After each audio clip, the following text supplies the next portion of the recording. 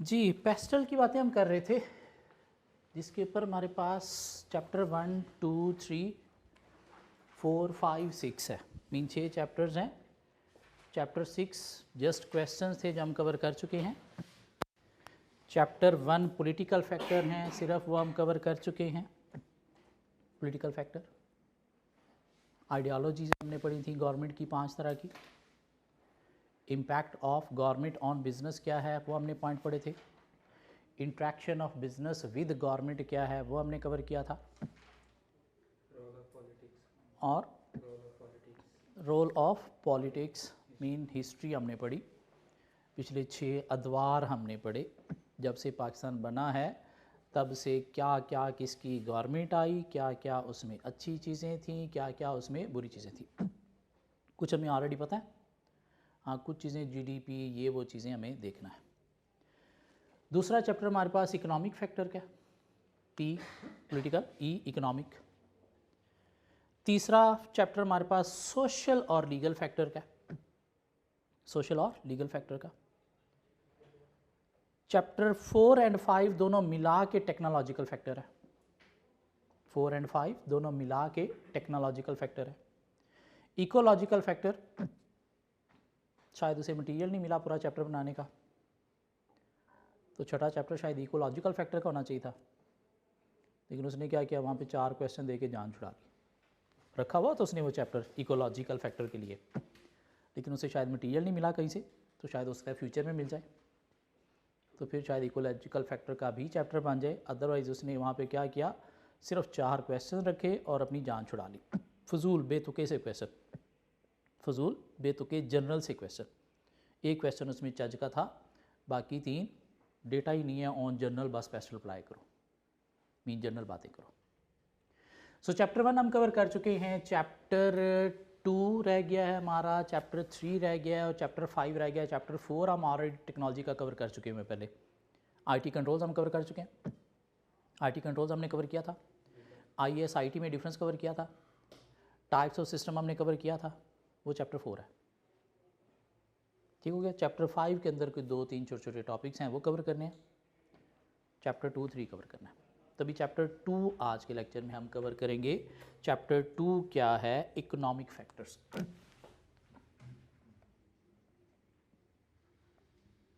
Economic factors, economical नहीं, economic factors. Economic factors क्या किया उसने, पूरे चैप्टर के अंदर थोड़ी इकोनॉमिक्स की बातें की।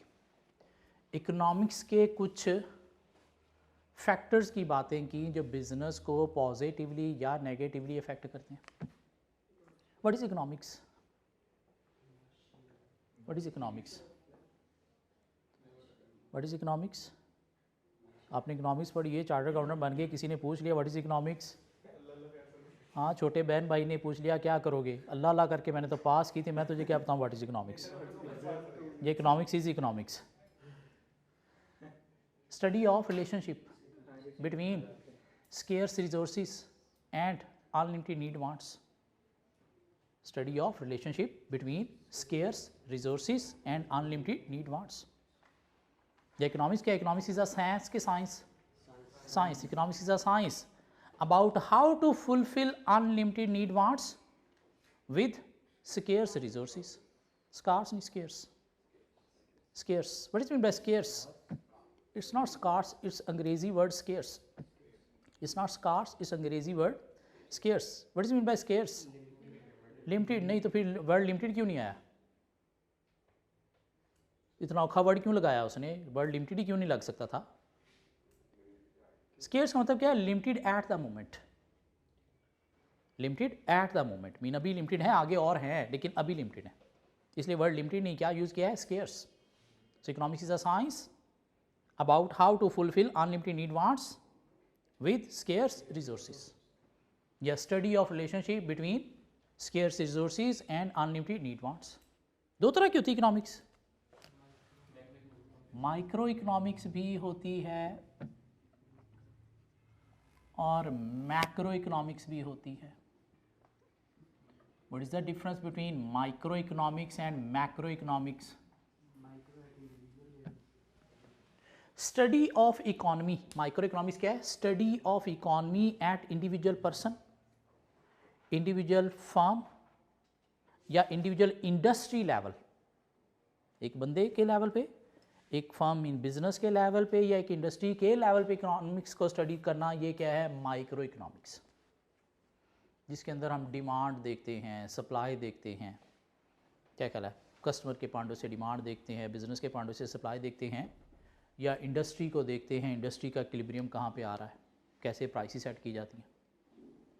Study of economics as a whole of the economy at national or international level is called macroeconomics.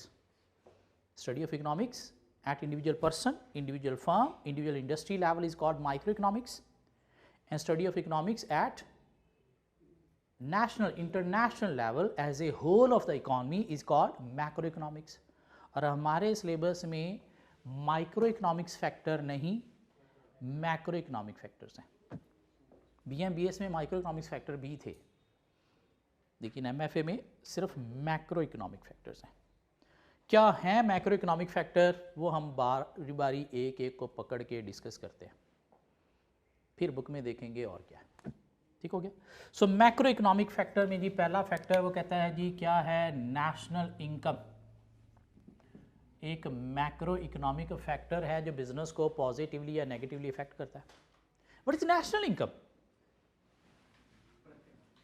जिसको GDP भी आप बोलते हो। What is national income?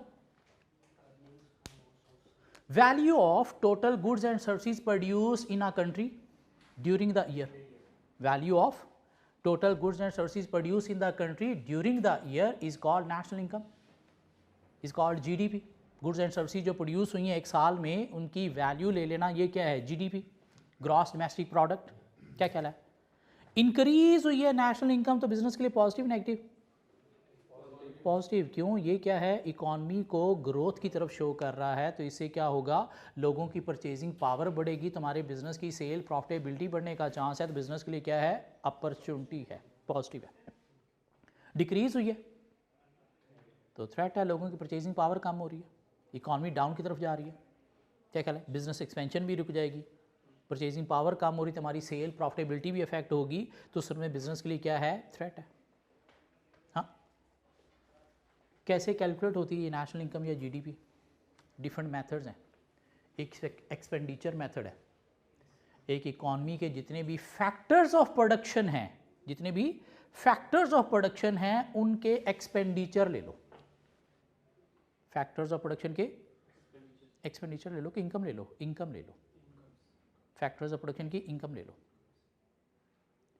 Expenditure method क्या है? कि इकॉनमी के जितने एजेंट हैं उनके एक्सपेंडिचर ले लो। एजेंट कौन है?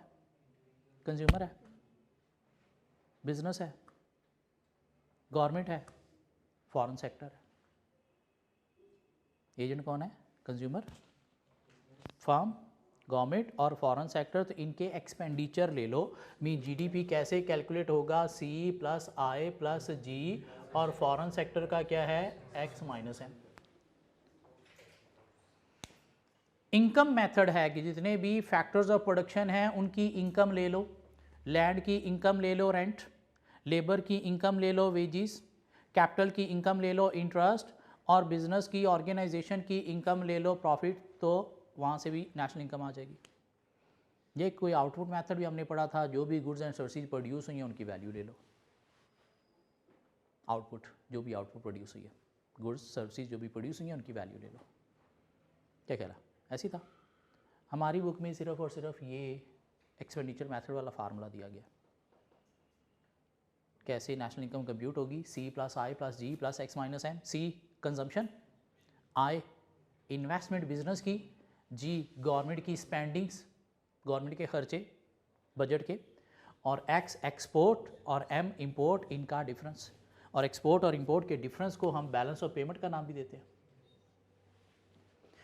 अब कंट्री की गवर्नमेंट की कोशिश होती है कि नेशनल इनकम को इंक्रीज किया जाए, इंक्रीज किया जाए, मीन इसे भी इंक्रीज किया जाए, इसे भी, इसे भी, और इसे भी, और इसे रिड्यूस किया जाए। क्या कह रहा? लेकिन किसी एक चीज को आप बहुत ज्यादा इंक्रीज करने की कोशिश करोगे तो उससे बाकी फैक्टर्स पे नॉक ऑन इफेक्ट आता है। इनमें से गवर्नमेंट के जो कंट्रोल में है चीज़ वो क्या है, अपने खर्चे इंक्रीज करना जी, ताकि नेशनल इनकम बढ़ जाए, जीडीपी बढ़ जाए। लेकिन अपने स्पेंडिंग कहाँ पे, एजुकेशन पे, हेल्थ पे, सब्सिडीज ग्रांट्स पे, और कहाँ पे डिफेंस पे।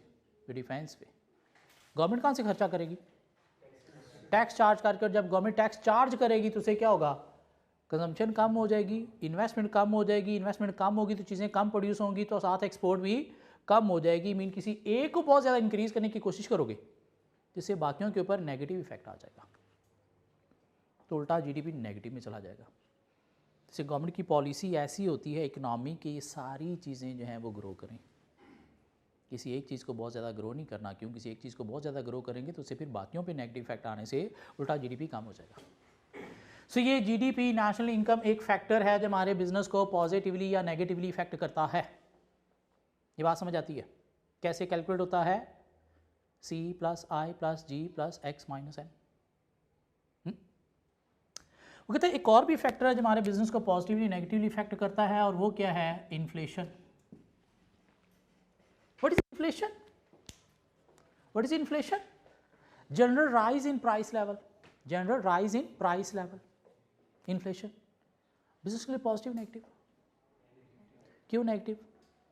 आपकी कॉस्ट ऑफ प्रोडक्शन को बढ़ा देता है, जिससे आपका प्रॉफिट मार्जिन कम हो जाता है, आपकी डिमांड भी कम हो जाती है। क्यों? प्राइसेस मार्केट में बढ़ जाती है। आपकी कॉस्ट ऑफ प्रोडक्शन को बढ़ा देता है, जिससे आपका मार्जिन कम हो जाता है या डिमांड को कम कर देता है। इन्फ्लेशन आपकी नेशनल इनकम को भी इफेक्ट करता है। कैसे? आपने देखा जी कि आपकी national income as compare to previous year जो है वो इंक्रीज हुई है कितने से, सपोज 8% से। ये क्या है, जीडीपी आपका इंक्रीज हुआ 8% से। लेकिन अगर साथ 10% इन्फ्लेशन है तो इनफैक्ट ये आपकी जो है वो ग्रोथ नहीं है, बल्कि क्या है, उल्टा 2% की लाइन है। ये जो GDP without effect of inflation है, इसे नाम दिया जाता है मनी जीडीपी का। Money GDP, money national income. और ये जो विद इफेक्ट ऑफ इन्फ्लेशन आपने देखा कि इंक्रीज नहीं बल्कि उल्टा क्या है, ये 2% की डिक्लाइन है। क्यों? नेशनल इनकम थी क्या, वैल्यू आपने ली, जो भी गुड्स एंड सर्विसेज प्रोड्यूस हुई उनकी मार्केट वैल्यू मीन प्राइस ली, तो आपको पता चला एज कम्पेयर टू प्रीवियस इतने % इंक्रीज हुआ है। क्या ख्याल है? लेकिन 10% तक तो प्राइसेस एवरी ईयर बढ़ती हैं ड्यू टू इन्फ्लेशन। और अगर इन्फ्लेशन रेट 10% है तो ये इसका मतलब ये नहीं कि आपकी as compare to previous year 8% growth हुई है, नहीं, बल्कि 2% आपका डिक्लाइन आया है। क्यों? ये जो इंक्रीज नज़र आ रहा है ये तो प्राइस इंक्रीज इन्फ्लेशन की वजह से नज़र आ रहा है। तो ये जो इन्फ्लेशन के साथ आपने एडजस्ट करके जीडीपी निकाला है, इसको नाम दिया जाता है रियल जीडीपी का, मनी जीडीपी, जिसको नॉमिनल जीडीपी का नाम भी दिया जाता है, नॉमिनल या मनी जीडीपी और रियल जीडीपी। रियल जीडीपी क्या है? Inflation adjusted. सो इन्फ्लेशन बिजनेस की कॉस्ट ऑफ सेल को बढ़ाता है, इन्फ्लेशन एक ग्रोथ नेशनल इनकम को डिक्लाइन में भी कन्वर्ट कर देता है in terms of real GDP. दो इफेक्ट।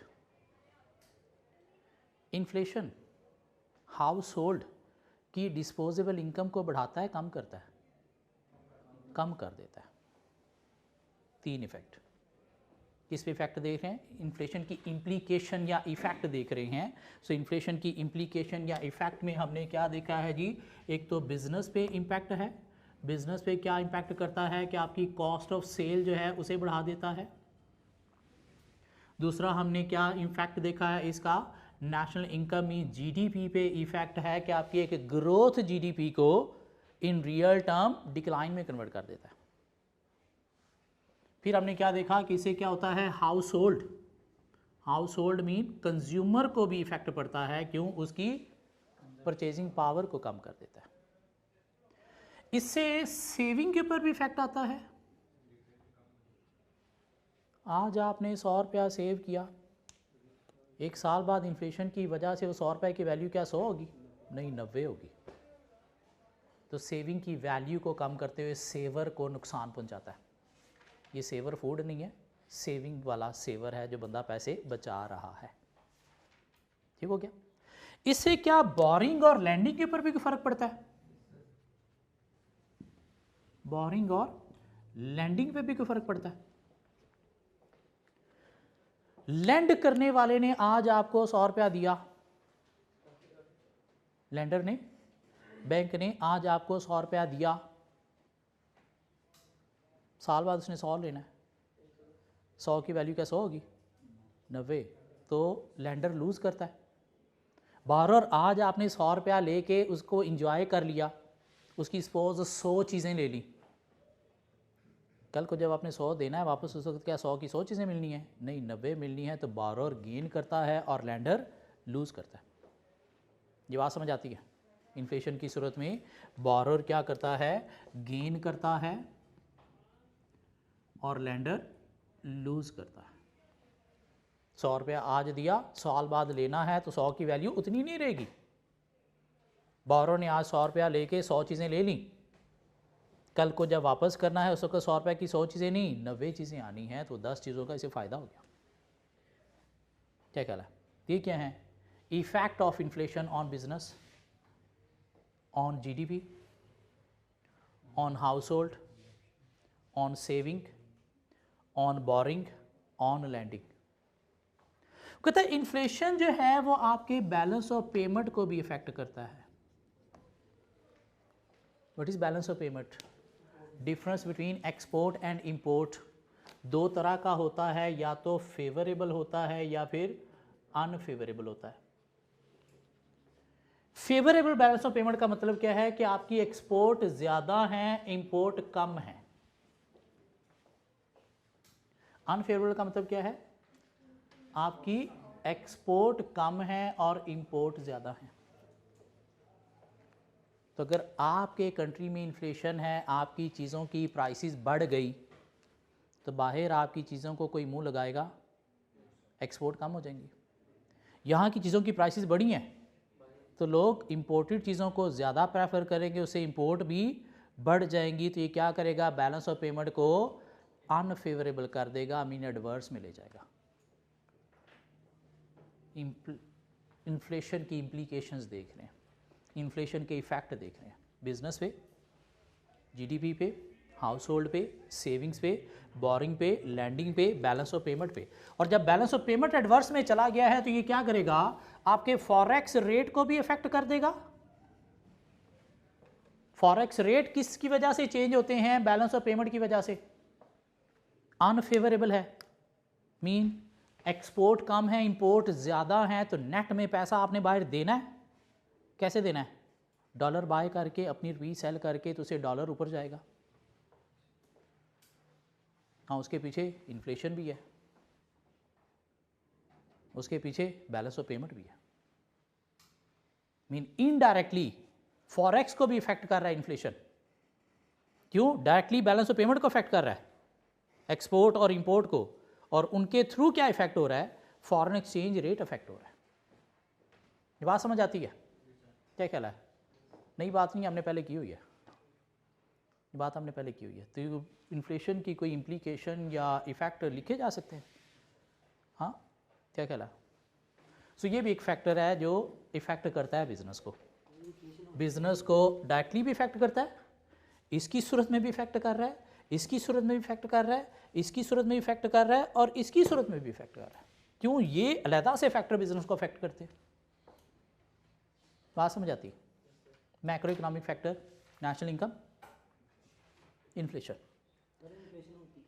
इन्फ्लेशन होती किस वजह से है कि जब इकॉनमी में मनी की सप्लाई ज़्यादा हो जाती है, पैसा लोगों के पास ज़्यादा आ जाता है तो टिकता नहीं है। आपके पास ज़्यादा आ जाए तो आप क्या करते हो? मार्केट जाओ, फजूल में चीज़ें ख़रीदो, क्योंकि हाथ में पैसा आ गया, डिमांड बढ़ जाती, पीछे से उतनी सप्लाई नहीं होती, तो उससे प्राइसेस डिमांड सप्लाई मैकेनिज्म से बढ़ जाती हैं। क्या कह रहा है, आपके हाथ में पैसा आ जाए तो नहीं ना टिकते, फजूल में चीज़ें भी लेना शुरू कर देते हो। स्टेशनरी शॉप पे चले जाएं, फजूल में पेन लेना शुरू कर दोगे, फजूल में रजिस्टर लेना शुरू कर दोगे, शायद ज़रूरत भी नहीं है, ये अच्छा लग रहा है ले लो। हाँ, यूज़ कभी बेशक वो किया नहीं किया। तो यूँ ही इकॉनमी के अंदर भी हालात हैं लोगों के साथ, पैसा टिकता नहीं है जी। इसके अलावा हमारे पास एक और मैक्रो इकोनॉमिक फैक्टर है और वो क्या है, अनएम्प्लॉयमेंट। What is unemployment? एक कंट्री में 10 लाख लोग काम नहीं कर रहे, क्या 10 लाख अनएम्प्लॉयमेंट है? नहीं, people are willing to work but can not find job, unemployment है। उनमें से सपोज 6 लाख जॉब करना चाहते हैं लेकिन जॉब नहीं मिली, तो 6 लाख अनएम्प्लॉयमेंट है। 4 लाख अगर विले मसरूफ रहना पसंद करते हैं तो अनएम्प्लॉयड नहीं है। अनएम्प्लॉयमेंट इकॉनमी को अफेक्ट करती है, और जो चीज़ इकॉनमी को अफेक्ट करती है, हम उस इकॉनमी में ऑपरेट कर रहे हैं तो हमारे बिजनेस को भी इफेक्ट करेगी। Very high level of unemployment business के लिए बुरी है। Very high level of unemployment business के लिए बुरी है। क्यों? ये जीडीपी को कम करेगी और परचेजिंग पावर को अफेक्ट करते हुए हमारी सेल प्रॉफिटेबिलिटी को अफेक्ट करेगी। क्या ख्याल है? कहते हैं very low level of unemployment भी बिजनेस के लिए बुरी है। क्यों? शॉर्टेज ऑफ लेबर हो जाएगी। शॉर्टेज ऑफ लेबर हो जाएगी तो लेबर जो इसके पास जाएंगे मुंह फाड़ के पैसे मांगेंगे हमसे, वेजिस कॉस्ट इंक्रीज हो जाएगी हमारी। तो वेरी हाई भी बिजनेस के लिए बुरी है क्योंकि इकॉनमी के लिए बुरी है। वेरी लो शायद इकोनॉमी के लिए तो ठीक होगी लेकिन बिजनेस के लिए वो भी बुरी है। क्या कहला? स्किल्ड लेबर की शॉर्टेज हो जाएगी, स्किल्ड लेबर हमें मिलेगी नहीं। क्यों? सारे ऑलरेडी कहीं पे लगे हुए हैं। तो फिर वहाँ पे गवर्नमेंट को रोल प्ले करना होता है स्किल लेबर प्रोड्यूस करने। कैसे? ट्रेनिंग के थ्रू, एजुकेशन के थ्रू, आईटी की एजुकेशन के थ्रू, कॉमर्स अकाउंटेंसी की एजुकेशन के थ्रू आप लोग क्या हो, स्किल लेबर प्रोड्यूस हो रहे हो। क्या ख्याल है? फर्म को आप एज ए लेबर मिलोगे, बाद में चार्टर अकाउंटेंट बन के आप बिजनेस को एज ए मैनेजर मिलोगे। क्या ख्याल है? फर्म के अंदर आप लेबर होगे, चार्टर अकाउंटेंट बन के आप बिजनेस के एसेट होगे। एसेट ही होगे ना? क्या ख्याल है? एसेट होगे, एसेट होगे, बिजनेस को कमा के दोगे आप भाई अपनी डिसीजन मेकिंग से, अपने काम से। इसलिए ये चैप्टर आपको पढ़ाया जा रहा है, इसलिए ये सब्जेक्ट आपको पढ़ाया जा रहा है। इसकी बेस पर कल को आपने बिजनेस को कमा के देना है। एसेट क्या होता है? जो रेवेन्यू जनरेट करके देता है। तो आप रेवेन्यू जनरेट करके दोगे दिमाग के थ्रू। मशीनें मैकेनिकली चलेंगी, आप दिमाग के थ्रू। सो अनएम्प्लॉयमेंट भी एक फैक्टर है जो बिजनेस को अफेक्ट करता है। इकॉनमी को अफेक्ट करता है तो बिजनेस को भी अफेक्ट करता है। ठीक हो गया? इसके अलावा हमारे पास मैक्रो इकोनॉमिक फैक्टर में और क्या चीज़ें आती हैं जो बिजनेस को पॉजिटिवली या नेगेटिवली इफेक्ट करती हैं? तो कहते हैं जी मैक्रो इकोनॉमिक फैक्टर में हमारे पास आती हैं गवर्नमेंट की इकोनॉमिक पॉलिसीज़। इकोनॉमिक पॉलिसीज़ जो दो तरह की होती हैं, फिस्कल पॉलिसी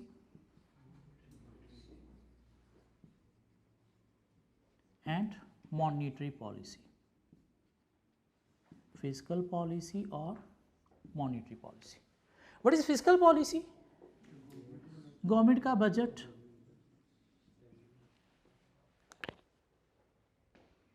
हमारे पर्सनल भी बजट होते हैं। आने वाले महीने में हमने कहाँ से पैसे आने हैं, कहाँ कहाँ खर्च करने हैं। लेकिन हमारा बजट बनता है पहले इनकम फिर एक्सपेंडिचर डिसाइड होते हैं।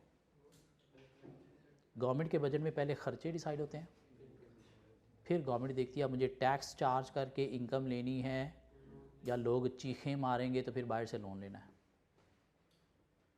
क्या कह रहा है? तो इसलिए बजट जो है वो या तो सरप्लस होता है या फिर डेफिसिट होता है, और चाहे सरप्लस है चाहे डेफिसिट है हमारे बिजनेस को अफेक्ट करेगा। सरप्लस बजट का मतलब क्या है? गवर्नमेंट की इनकम ज़्यादा, एक्सपेंडिचर कम। इनकम ज़्यादा, टैक्स ज़्यादा, एक्सपेंडिचर कम। मीन इंफ्रास्ट्रक्चर पे, एजुकेशन पे, हेल्थ पे, ग्रांट सब्सिडीज़ पे कम।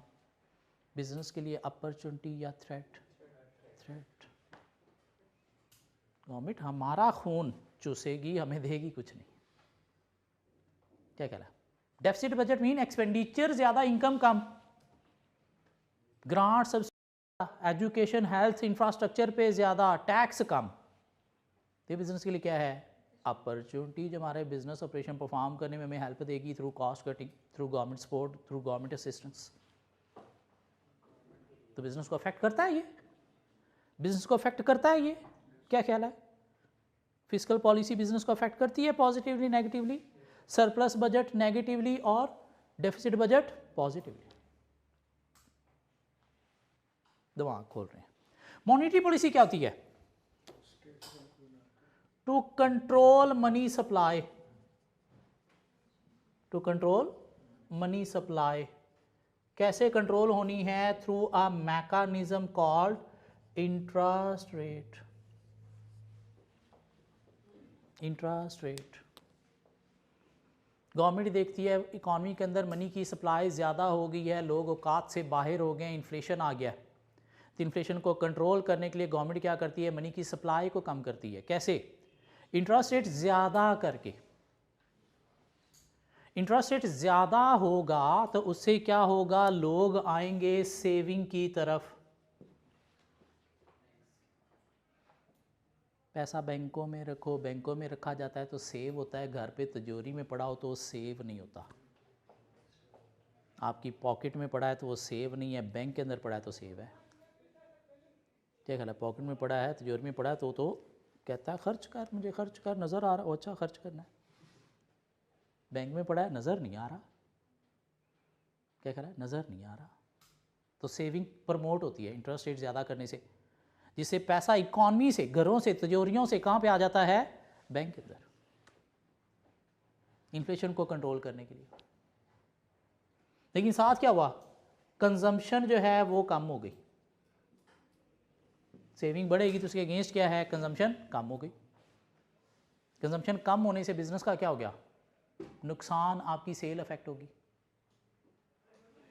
मीन बिजनेस की सेल को ये अफेक्ट करेगा। क्या ख्याल है? इंटरेस्ट रेट बढ़ा तो उससे क्या हुआ? लोन कम हो गए। लोन कम होने से इन्वेस्टमेंट जो है वो भी कम हो गई। और आपके अगर कोई प्रोजेक्ट लोन पे चल रहे थे तो बोरिंग कॉस्ट जो है वो आपकी क्या हो गई? बढ़ गई। और बोरिंग कॉस्ट बढ़ने से बिजनेस को फायदा हो गया, नुकसान हो गया, बिजनेस मारा गया बेचारा। बिजनेस को अफेक्ट कर रहा है इंटरेस्ट रेट, कंजम्पशन की सूरत में भी और बोरिंग कॉस्ट की सूरत में भी, इन्वेस्टमेंट अपॉर्चुनिटीज़ की सूरत में भी। कि आप इन्वेस्टमेंट अपॉर्चुनिटी को कैप्चर नहीं कर सकते। क्यों? लोन महंगा है। और जब इंटरेस्ट रेट ज़्यादा होता है तो लोग इक्विटी में नहीं, बैंकों में पैसा इन्वेस्ट करते हैं। क्यों? वहाँ से रिटर्न ज़्यादा मिल रहा है, वहाँ से रिटर्न ज़्यादा मिल रहा है और सिक्योर है। इक्विटी पता नहीं मिलना है नहीं मिलना, बिजनेस भाग गया पता नहीं कौन है, रिटर्न पता नहीं मिलना भी है कि नहीं मिलना, बैंक से इतना मिलना है। तो उस सूरत में भी बिज़नेस की इन्वेस्टमेंट क्या हो जाएगी? कम हो जाएगी। उस सूरत में बिज़नेस की इन्वेस्टमेंट क्या हो जाएगी? कम हो जाएगी। क्यों? इक्विटी से मिल नहीं रहा, लोन महंगा है। तो इफेक्ट कर रहा है सेविंग को, कंजम्पशन को, उसकी सूरत में सेल को, लोन की सूरत में इन्वेस्टमेंट को, और साथ बोरिंग कॉस्ट की सूरत में। तो इकॉनमी की तो तबाही मचा के रख देगा ये फिर इंटरेस्ट रेट ज़्यादा होना। क्यों? मेनी इन्वेस्टमेंट ही रुक गई, ऊपर से सेल भी रुक गई। क्यों? सेल रुकी तो इन्वेस्टमेंट तो फिर बिजनेस ने करनी क्या है? क्या ख्याल है? बिजनेस भी तबाह, इकॉनमी तो तबाह हो जाएगी। तो फिर क्या करती है गवर्नमेंट? जैसे ही इन्फ्लेशन कंट्रोल होता है साथ ही इंटरेस्ट रेट कम करने से क्या होगा? लोग बैंकों में नहीं रखेंगे। क्यों? हराम नहीं खाना, अब हराम नहीं खाना, घर पे पड़ा रहने दो। घर पे पड़ा रहेगा तो क्या होगा? सेव नहीं, कंज्यूम, टिकता नहीं है ना। क्या ख्याल है? लोन, बिजनेस के पास अपॉर्चुनिटी है, सस्ते रेट पे लोन लेके प्रोजेक्ट स्टार्ट करे, बैंक को देना कम है, कमाए ज़्यादा। लोग भी अब बैंकों में इन्वेस्ट नहीं करेंगे, नहीं हराम नहीं, हलाल प्रॉफिट खाना है, इक्विटी में इन्वेस्ट करेंगे। कॉस्ट ऑफ बोरिंग क्या हो गई? कम होगी, आपके पास अपॉर्चुनिटी है, फैलाओ बिजनेस को जितना मर्जी, शेयर होल्डर के थ्रू भी, लोन के थ्रू भी। क्या ख्याल है? और ये क्या है? Monetary policy controlling money supply interest rate mechanism के थ्रू। बात समझ आती? तो इंटरेस्ट रेट एक फैक्टर है जो बिजनेस को अफेक्ट करता है, मॉनिटरी पॉलिसी भी एक फैक्टर है जो बिजनेस को अफेक्ट करती है। बात एक ही है। क्या ख्याल है? बात तो एक ही है, कोई दो डिफरेंट बातें तो नहीं है। हाँ, चलें आगे।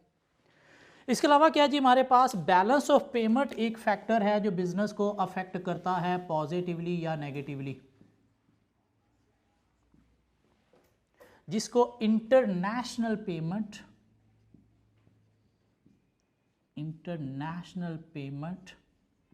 इक्विलिब्रियम भी बोलते हैं।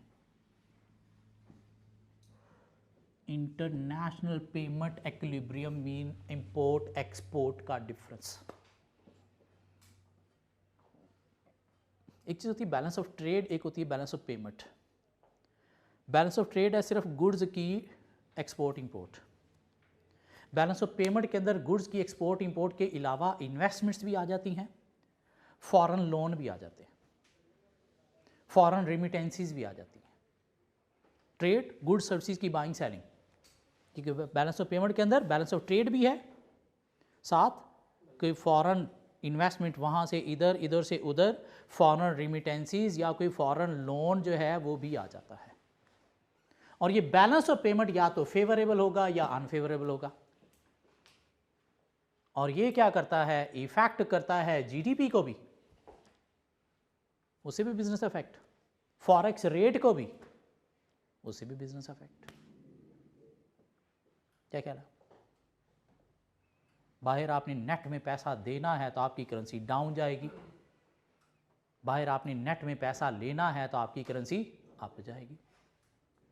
आपकी करेंसी डाउन है, डॉलर महंगा है, बाहर से आप चीज़ें इंपोर्ट करते हो, मशीनरी, मटेरियल, बिजनेस की तबाही। क्या ख्याल है? एक्सपोर्ट करते तो फिर फ़ायदा है, नहीं करते तो आपको शायद एक्सपोर्ट स्टार्ट कर देनी चाहिए, नहीं करते तो आपका एक्सपोर्ट स्टार्ट कर देनी चाहिए। हाँ, लोकल फ़ायदा नहीं है उतना बिजनेस में जितना एक्सपोर्ट में फ़ायदा है। क्या ख्याल है? क्यों? बाहर से आप डॉलर ज़्यादा कमा के लाओगे, बाहर से आप डॉलर ज़्यादा कमा के लाओगे, रेट कन्वर्जन में आपको फ़ायदा होगा। क्या ख्याल है? तो एक फैक्टर है जो बिजनेस को अफेक्ट करता है। National income, inflation, unemployment, economic policy, physical, monetary mean interest rate और बैलेंस ऑफ पेमेंट। हाँ, कहते हैं एक और भी फैक्टर है जो बिजनेस को अफेक्ट करता है और वो क्या है? Stock market index. Stock market index. Stock market index क्या है? स्टॉक मार्केट इंडेक्स हमें बताते हैं कि आइदर शेयर की बाइंग ज़्यादा हो रही है या शेयर की बाइंग कम हो रही है। स्टॉक एक्सचेंज बूम पे जा रही है, डाउन में जा रही है, बूम पे जा रही है, क्यों जा रही है? लोग इन्वेस्टमेंट कर रहे हैं भाई, लोगों के पास पैसा है, लोग कमा रहे हैं। शेयर की बाइंग हो रही है क्यों? कंपनीज भी प्रॉफिटेबिलिटी कमा रही हैं, कुछ चीज़ें प्रोड्यूस करके कमा रही हैं, मेन इकॉनमी अप जा रही है। तो हमारे लिए भी बिजनेस अपॉर्चुनिटीज़ हैं या थ्रेट्स हैं? अपॉर्चुनिटीज़ है, परचेजिंग पावर बढ़ेगी ना इससे। स्टॉक मार्केट इंडेक्स डाउन में जा रहा है तो थ्रेट है, थ्रेट है। क्या ख्याल है? परचेजिंग पावर कम हो जाएगी, बिजनेस के बुरे हालात है, लोग इन्वेस्टमेंट नहीं कर रहे। क्यों नहीं कर रहे? कमा नहीं रहे, इसलिए नहीं कर रहे, कमाई है ही नहीं। दिस मीन इकॉनमी डाउन में जा रही है, इकॉनमी डाउन में जा रही है, साथ हमारा बिजनेस भी डाउन में जाएगा। क्यों? हम इस इकॉनमी के अंदर ऑपरेट कर रहे हैं। क्या ख्याल है? ये स्टॉक मार्केट इंडेक्स में एक चीज होती है मार्केट कैपिटलाइजेशन। क्या होती है? मार्केट कैपिटलाइजेशन, जिसके थ्रू आप स्टॉक मार्केट इंडेक्स का पता चलाते हो। मार्केट कैपिटलाइजेशन कैसे निकलती है? एक कंपनी के जितने भी शेयर्स हैं जो इशू हुए हुए हैं, issued share into market value per share, उससे क्या निकलती है? Market capitalisation. मीने कंपनी के कितने शेयर इशू हुए हैं, मार्केट वैल्यू पर शेयर कितनी है, मल्टीप्लाई करेंगे तो एक कंपनी की मार्केट वैल्यू निकल आएगी। सारी कंपनीज की मार्केट वैल्यू को इकट्ठा कर दो तो क्या हुआ, इकॉनमी की मार्केट कैपिटलाइजेशन निकल आएगी।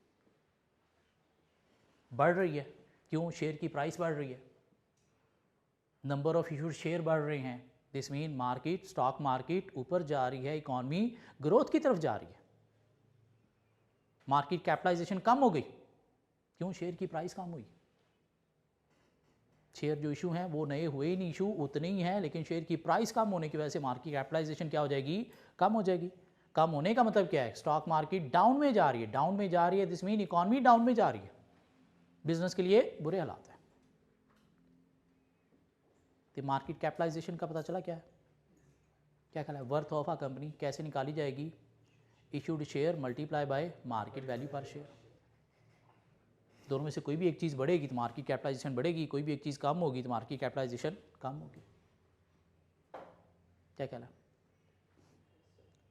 अब कहते हैं ये मार्केट कैपिटलाइजेशन दो तरह से कैलकुलेट की जाती है, फुल कैप के थ्रू, फ्री फ्लोट के थ्रू। थोड़ी सी टेक्निकल चीज़ें ज़रा देखिएगा, full cap market capitalization, free float market capitalization, full cap market capitalization, free float market capitalization. कहते हैं फुल कैप मार्केट कैपिटलाइजेशन क्या है कि जहां पे आप क्या करोगे, ऑल शेयर्स जो है वो लोगे, जो भी कंपनी ने शेयर इशू किए, चाहे जिसको भी इशू किए हैं, सारे शेयर आप कंपनी के इशूड जो है, आउटस्टैंडिंग शेयर जो है वो लोगे इनटू मार्केट वैल्यू, तो आपके पास क्या आ जाएगी, फुल कैप मार्केट कैपिटलाइजेशन, सारे शेयर। जबकि फ्री फ्लोट के अंदर आप क्या लोगे, वो शेयर्स जो करंटली ट्रेड हो रहे हैं, करंटली ट्रेड शेयर्स। कुछ शेयर्स प्रमोटर्स ने अपने पास रखे होते हैं, कुछ शेयर्स डायरेक्टर्स ने अपने पास रखे होते हैं, कुछ शेयर्स इंस्टीट्यूशन इन्वेस्टर्स ने अपने पास रखे होते हैं, तो वो ट्रेड तो नहीं हो रहे, क्या कहला है, तो वो निकाल के फुल में से बाकी जो ट्रेड हो रहे हैं उसकी बेस पर अगर मार्केट कैपिटलाइजेशन निकालोगे तो इसे क्या नाम देंगे, free float market capitalization. Mean जो फ्रीली फ्लोट हो रहे हैं शेयर्स, उनकी कैपिटलाइजेशन देखना। फ्रीली फ्लोट का मतलब क्या है कि वो जो मार्केट के अंदर ट्रेड हो रहे हैं, जो प्रमोटर्स ने अपने पास रखे हुए हैं, डायरेक्टर्स ने अपने पास रखे हुए हैं, कोई सीडीसी में कंपनी ने रखे हुए हैं, कोई इंस्टीट्यूशन इन्वेस्टर्स ने अपने पास रखे हुए हैं, जो उन्होंने रखे हुए हैं, हमने ये ट्रेड नहीं करने, तो वो निकाल दो टोटल में से, तो बाकी क्या बच गए, फ्री फ्लोट। उसकी बेस पर अगर मार्केट कैपिटलाइजेशन निकाल रहे हो तो ये क्या है, फ्री फ्लोट मार्केट कैपिटलाइजेशन। नहीं, सारे के सारे शेयर जो भी कंपनी ने इशू किए हुए, चाहे जिसके पास भी पड़े, उसकी बेस पर अगर निकालोगे तो वो क्या है, वो क्या है, full cap market capitalization. What is market capitalization, worth of a company calculated by multiplying number of issued shares, outstanding shares into market value per share. क्या कहला, एक टूल है किस चीज़ का, स्टॉक मार्केट इंडेक्स को जानने का। मार्केट कैपिटलाइजेशन बढ़ रही है तो स्टॉक मार्केट बूम पे चल रही है, कम हो रही है तो नहीं, डाउन में चल रही है। क्या कहला, ये भी एक फैक्टर है जो बिजनेस को अफेक्ट करता है, क्यों, इकॉनमी को अफेक्ट करता है ना, इकॉनमी को अफेक्ट करता है ना, तो इसलिए बिजनेस को भी अफेक्ट करता है। हाँ, कैसे देखा जाता है, मार्केट कैपिटलाइजेशन के थ्रू। मार्केट कैपिटलाइजेशन दो तरह से देखी जाती है, फुल कैप मार्केट कैपिटलाइजेशन या फिर फ्री फ्लोट मार्केट कैपिटलाइजेशन। कुछ लोग ऐसे देखते हैं, कुछ लोग ऐसे देखते हैं। क्या कहना, अब ये जो स्टॉक मार्केट इंडेक्स हैं, इसमें कोई दो तरह के स्टॉक मार्केट इंडेक्स यूज किए जाते हैं, दो तरह के स्टॉक मार्केट इंडेक्स यूज किए जाते हैं। एक का नाम है 100 stock market index,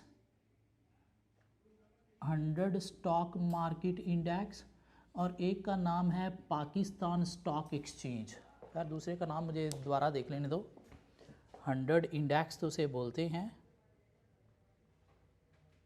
basically top जो दुनिया की पाकिस्तान की 100 कंपनीज़ हैं, मीन जिनकी कैपिटलाइजेशन सबसे ज़्यादा है, वो टॉप 10 कंपनीज़ जो हैं उसके इंडेक्स को बोलते हैं 100 index. Yes, KSE 100 index, 100 index. और दूसरी क्या है, पाकिस्तान स्टॉक एक्सचेंज, जिसके अंदर सारी कंपनीज आ जाती हैं। अब ये जो 100 इंडेक्स है, इसमें मार्केट कैपिटलाइजेशन को देखा जाता है किसके थ्रू, फ्री फ्लोट के through. Free float market capitalization के थ्रू। इन पाकिस्तान की जो टॉप 100 कंपनीज हैं, मीन जिनकी मार्केट कैपिटलाइजेशन सबसे टॉप है, वो 100 कंपनीज के इंडेक्स को देखना क्या है, 100 स्टॉक इंडेक्स। हाँ, इसमें जो मार्केट कैपिटलाइजेशन देखी जाती है वो कैसे देखी जाती है, फ्री फ्लोट के थ्रू। लेकिन जब सारी कंपनीज के स्टॉक एक्सचेंज को देखा जा रहा है तो वो क्या है, PSX mean Pakistan stock exchange index. तो उसमें हम क्या करते हैं, कौन सी मार्केट कैपिटलाइजेशन यूज करेंगे, full cap market capitalisation.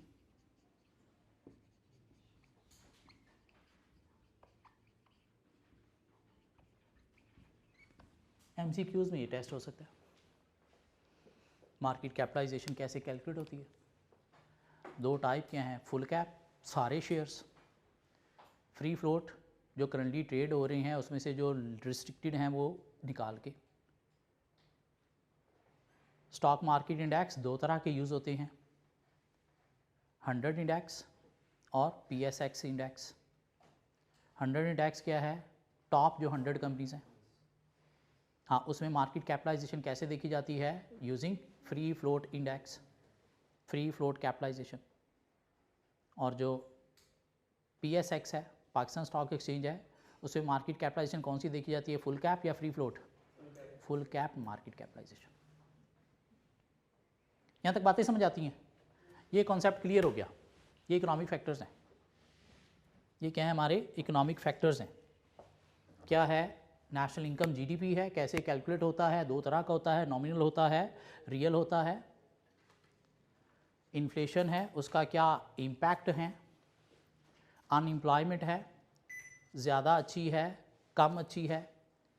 Economic policies, fiscal, monetary policy से आगे इंटरेस्ट रेट कैसे इफ़ेक्ट करता है चार चीज़ों को, सेविंग को, कंजम्पशन को, इन्वेस्टमेंट को और कॉस्ट ऑफ बोरिंग को। ज़्यादा होने से क्या होगा, कम होने से क्या होगा, क्या कहला, इंटरेस्ट रेट इंक्रीज़ होने से इन पे क्या इफेक्ट आएगा, नहीं डिक्रीज़ होने से क्या इफेक्ट आएगा, बता सकते हैं हम। बैलेंस ऑफ पेमेंट कैसे इफेक्ट करता है। और स्टॉक मार्केट इंडेक्स भी एक फैक्टर है जिससे इकॉनमी का पता चलता है, कैसे कैलकुलेट होता है। मार्केट कैपिटलाइजेशन दो तरह की होती है, full cap market capitalization, free float market capitalisation.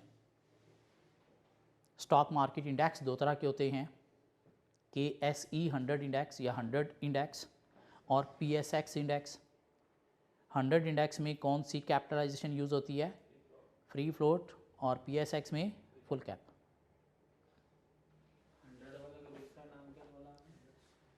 KSE Karachi stock exchange, KSE 100 index.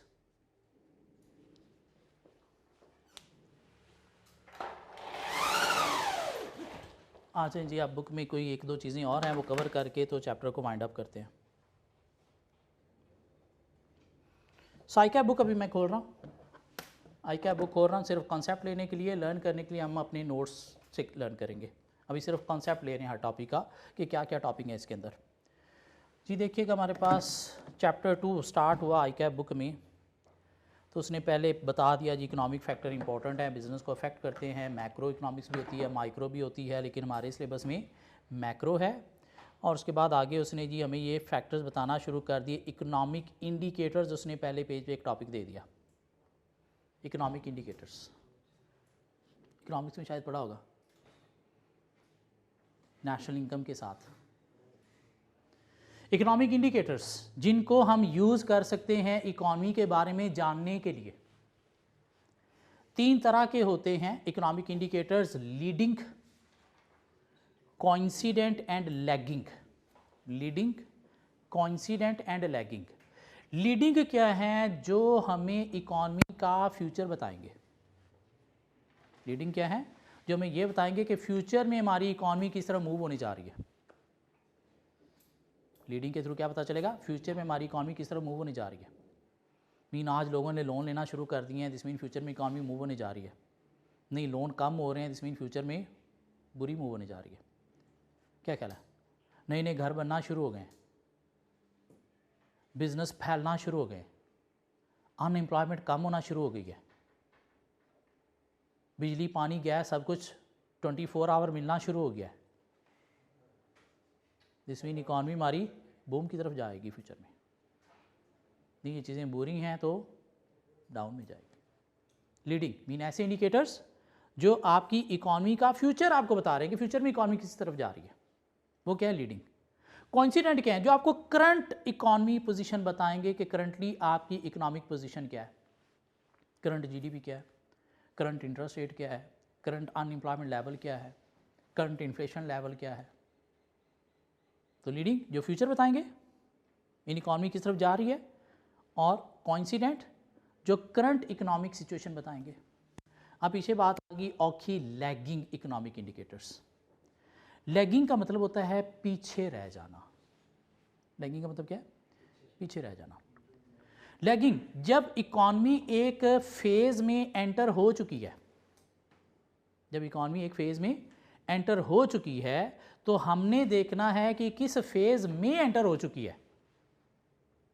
तो हम क्या करेंगे, लैगिंग इंडिकेटर्स का यूज़ करेंगे, जो बेसिकली वो जो कोइंसिडेंट पुराने थे 6 माह पहले वाले या 8 माह पहले वाले, उनको चेक करने के लिए कि 6 माह पहले में पता चला इकॉनमी यहाँ पे है तो हमने लीडिंग देखे जी हाँ यहाँ पे चली जाएगी। तो 6 माह बाद आज हम देख रहे हैं 6 माह बाद कि अब इकॉनमी किस फेज़ में एंटर हुई है, आइदर वो कोइंसिडेंट पे ही खड़ी है या लीडिंग पे पहुंच गई है या उससे भी डाउन चली गई है। क्या ख्याल है? तो लैगिंग क्या करेंगे, वो इंडिकेशन देंगे कि फ्यूचर में अब इकॉनमी कहाँ पे जा रही है, वो तो लीडिंग। अभी इकॉनमी किस फेज़ में एंटर हो चुकी है, फ्यूचर की प्रेडिक्शन नहीं करेंगे, अभी इकॉनमी किस फेज़ में एंटर हो चुकी है इकोनॉमिक साइकिल के फेज़ में, तो वो जानने के लिए क्या होंगे, लैगिंग। मी लीडिंग और लैगिंग इकोनॉमिक साइकिल की स्टेजेस से रिलेटेड है। फ्यूचर में कौन सी स्टेज आएगी वो पता चलेगी लीडिंग की बेस पर। अभी हम किस स्टेज पे हैं इकोनॉमिक साइकिल की। इकोनॉमिक साइकिल को इस तरह का साइकिल होता है,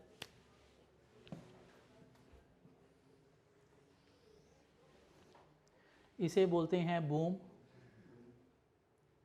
या पीक, इसे बोलते हैं डाउन टर्न। डाउन टर्न थोड़ा और नीचे गया तो रिसेशन, यहाँ पे आया तो बहुत बुरे हालात, ट्रफ।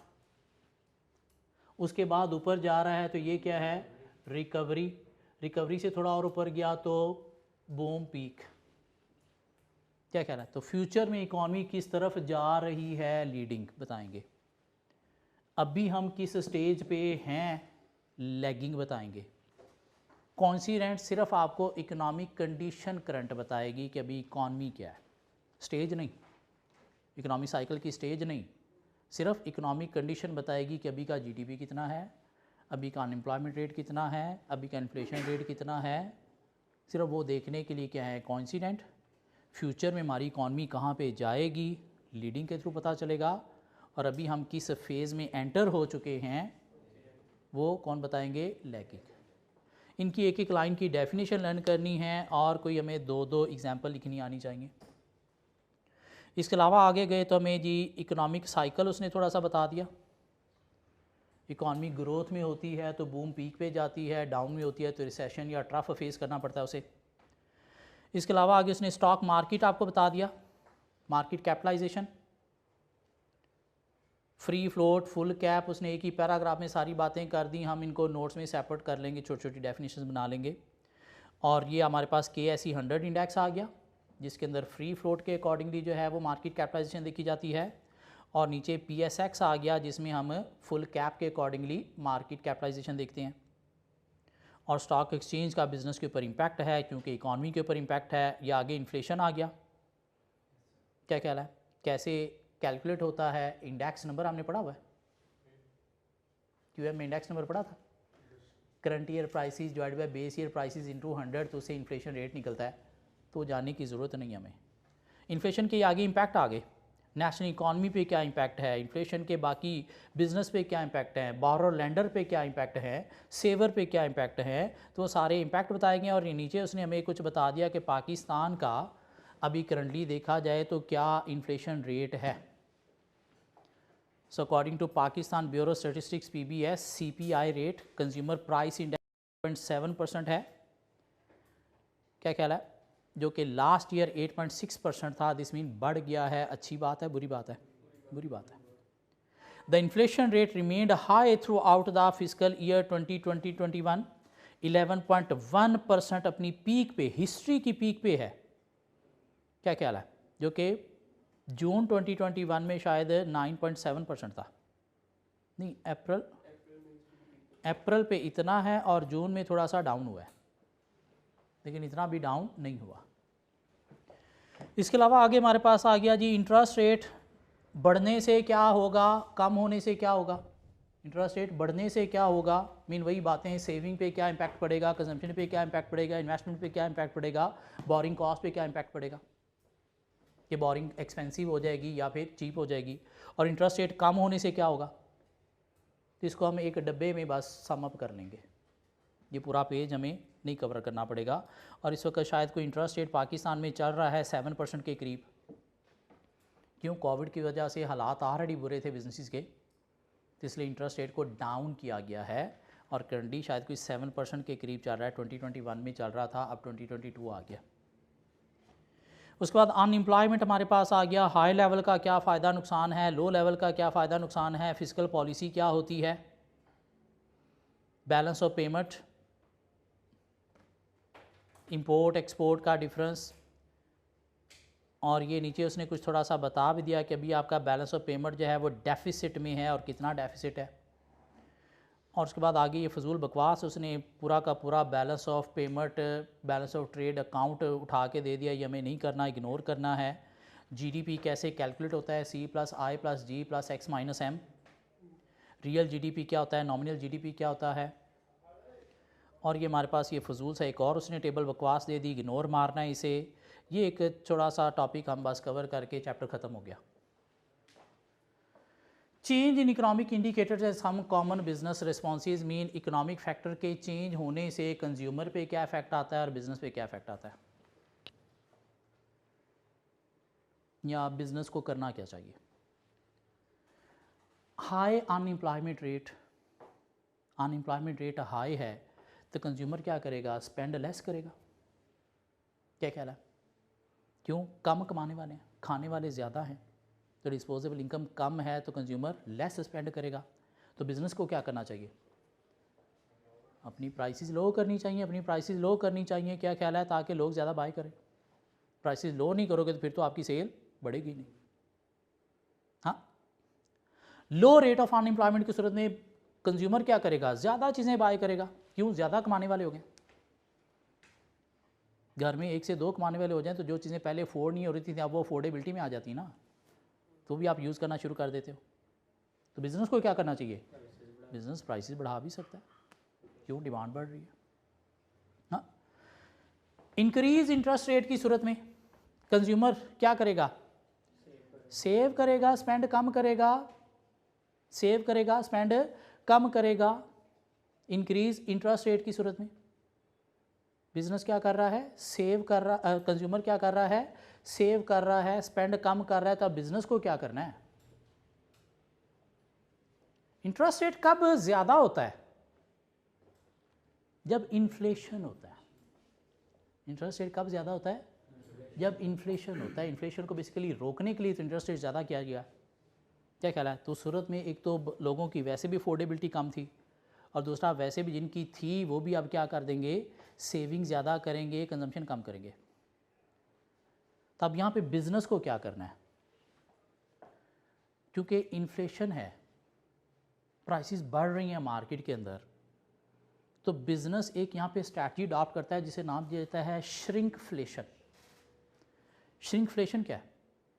अपनी प्रोडक्ट की प्राइस आपने नहीं बढ़ने देनी, उसकी क्वांटिटी या क्वालिटी थोड़ी कम कर देनी है। प्रोडक्ट की प्राइस नहीं बढ़ने देनी, क्वांटिटी या क्वालिटी कम कर देनी है। टिक्की पैक बिस्किट पहले 4 बिस्किट अंदर होते थे, अब प्राइस उतनी है, बिस्किट अंदर 2 हो गए। ये क्या है? श्रिंकफ्लेशन। मीन प्राइस चेंज नहीं करना, इन्फ्लेशन है तो प्राइस बढ़ने से तो कंज्यूमर लेना बंद कर देगा, तो आपने प्राइस चेंज नहीं करनी, क्या करनी है? उसकी क्वांटिटी कम कर देनी है, साइज़ कम कर देना है, या क्वालिटी कम कर देनी है, प्राइस उतनी, ताकि कंज्यूमर को प्राइस की वजह से जो है वो डिमांड इफेक्ट ना हो। ये क्या है? श्रिंकफ्लेशन। श्रिंकफ्लेशन क्या कहला? इंटरेस्ट रेट कम है, लोग कंजम्पशन ज़्यादा करेंगे, सेविंग कम करेंगे, तो बिज़नेस को क्या करना है? मोर प्रोडक्शन करनी है, मोर इन्वेस्टमेंट करनी है। क्यों? कंजम्पशन भी बढ़ रही है और वैसे भी इंटरेस्ट रेट कम है, तो बोरिंग भी कम है, तो इन्वेस्टमेंट करो। Increase value of pound, basically ये यूके की किताब से आई के आपने कॉपी मारी तो भूल गए कि उनकी होम करेंसी पाउंड है, हमारी होम करेंसी रुपी है, तो इसको यूँ पढ़ना है, increase value of rupees. Rupees की वैल्यू इंक्रीज़ हो गई तो कंज्यूमर क्या करेगा? लोकल चीज़ों को प्रेफर करेगा या फॉरेन चीज़ों को प्रेफर करेगा? इंपोर्टेड को प्रेफर करेगा ना। क्यों? हमारी करेंसी रुपी ऊपर, डॉलर नीचे, क्या ख्याल है? तो हमारी चीज़ें महंगी नज़र आएंगी ना, वो क्या करेगा? इंपोर्टेड चीज़ें उसे सस्ती नज़र आएंगी ना, कि पहले $1 वाली चीज़ $1 में मैं ले रहा था, अब $0.9 में मिल रही है। क्या ख्याल है? क्यों? डॉलर नीचे चला गया, तो कंज्यूमर क्या करेगा? इंपोर्टेड गुड्स को प्रेफर करना शुरू कर देगा। तो आपका बिजनेस, अब आप क्या करोगे फिर? अपनी सेल बढ़ानी है ना आपने, तो आप क्या करोगे? आप कोई नई मार्केट में जाके कस्टमर को टारगेट करने की कोशिश करोगे अपने होम कंट्री के अंदर, ताकि वहाँ से भी कुछ कस्टमर मिले। मेरा जो कस्टमर इंपोर्टेड पे चला गया है, तो बाकी मुझे कुछ नए एरिया से कस्टमर लेके अपने बिज़नेस को सर्वाइव देना है। एक्सपोर्ट पे भी फ़र्क पड़ सकता है, लेकिन एक्सपोर्ट महंगी हो जाएंगी ना, तो आप बाहर नहीं जा सकते, आप हो ही यहाँ पे। आपका कस्टमर इंपोर्टेड चीज़ों को प्रेफर करना शुरू हो गया, क्यों? डॉलर सस्ता हो गया। तब आपको क्या करना है? अपनी मार्केट एक्सपैंड करनी है, कुछ ऐसे एरियाज़ में जाके बिज़नेस यूनिट क्रिएट करने हैं जहाँ पे कस्टमर है लेकिन आप नहीं थे, ताकि इस एरिया में जो मूव हुआ है इंपोर्टेड पे, वहाँ से कस्टमर लेके अपने बिज़नेस को सर्वाइव कर सको। आपकी होम करेंसी डाउन हो गई, डॉलर महंगा हो गया, तो कंज्यूमर क्या करेगा? इंपोर्टेड पे कम, लोकल चीज़ों को ज़्यादा प्रेफर करेगा। तो आपको क्या करना चाहिए?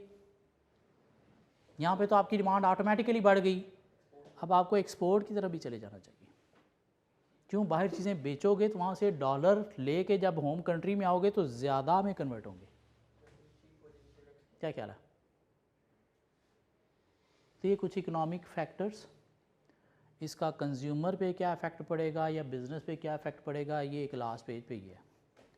सो क्या था वो इकोनॉमिक फैक्टर्स थे हमने जो पढ़े conceptually? 3 indicators, leading, coincident, lagging, और एक, ये तो खैर कॉन्सेप्ट है, ये रटा तो नहीं है, ये तो हमने जो बोर्ड पे चीज़ें डिस्कस की हैं वही हैं, कोई नई बात तो इसके अंदर नहीं है। क्या ख्याल है? चैप्टर ख़त्म हो गया, भाग जाओ।